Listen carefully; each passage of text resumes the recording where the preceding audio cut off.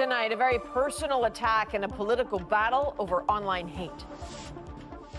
What he should actually do is look into his own heart and ask himself why he was such a hateful racist. The leader of the opposition takes on the prime minister's past. Is this a glimpse of an ugly fight ahead?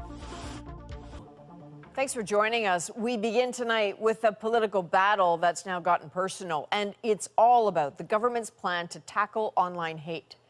Justin Trudeau is promising new legislation to protect Canadians, but even before it is introduced, Pierre Poilievre is taking aim, attacking the bill and the Prime Minister directly.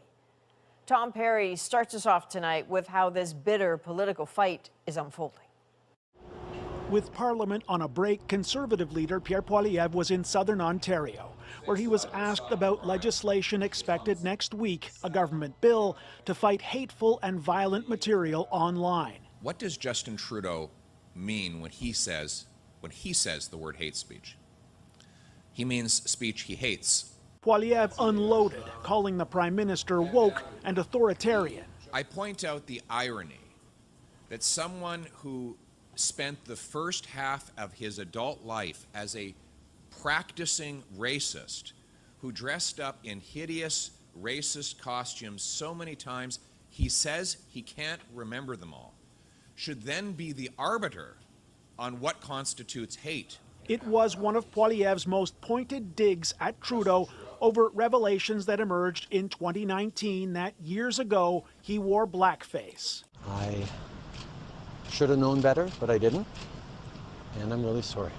Trudeau says Poilievre has not seen the government's bill and can only attack because his party lacks any real policies. You see, the difference is that, like, you know, Poilievre is making this about Trudeau and blackface, but deep in there is an actual truth. And that truth is that why would we give the state the authority to justify, to say what is hate and what isn't? We've already seen what that creates, right? That means that certain dissent speech is okay and others isn't. And, you know, like, this is like this whole new Red Scare where political ideology or liberation causes gets wrapped into this backdooring into, you know, the framework of online hate speech, which we've seen that before with like the IHRA definition of anti-Semitism, where if you advocate for the liberation of Palestine, that you're then called an anti-Semite. So you see how these things can be engineered to, you know, its problem action solution. We have, you know, anti-trans panic throughout the culture, which then creates the demand for an imposed solution, which is this anti-hate bill, which then is actually silencing other marginalized groups. You see how that works? What is he has a plan for? He's a plan for stoking division, creating fear, throwing out personal insults. That's not leadership.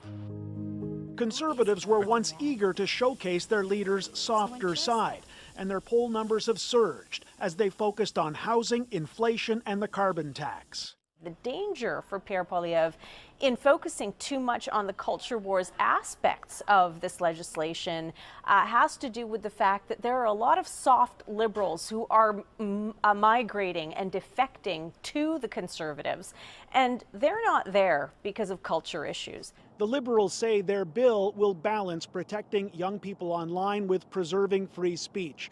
Justin Trudeau says there needs to be a vigorous debate in Parliament, though at this point, vigorous might be an understatement. Tom Perry, CBC News, Ottawa. Poilievre was also asked if, as Prime Minister, he would introduce legislation to prevent trans women from entering female spaces.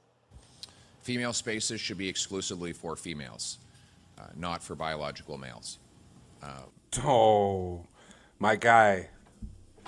Whatever moderate base you just tried to appeal to, you are now alienating that base because you are you have either an urge to appeal to your far right base to the point of your own demise, or you're just controlled opposition and you're teeing up the Liberals. Because if you die on this hill, you will lose, and it will be that simple. Female sports, female change rooms, female bathrooms should be for females, not for biological males. The Conservative leader noted most of these spaces are controlled by provinces and municipalities, so federal powers are limited. Poilievre's comments align with the policy endorsed by his party last fall.